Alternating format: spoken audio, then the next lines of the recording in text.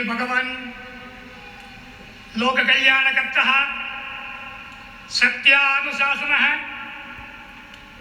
अस्माकं प्रतिनिधिभ्यः ये च सर्वजनहिते अनुशासनरचने प्रवृत्ताः धैर्यं दूरदृष्टिश्च अनुगुह्यताम्।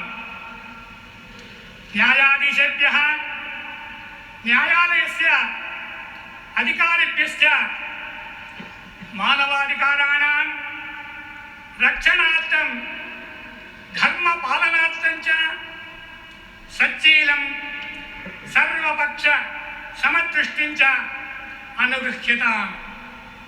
देशोऽयं परिपाल्यताम्।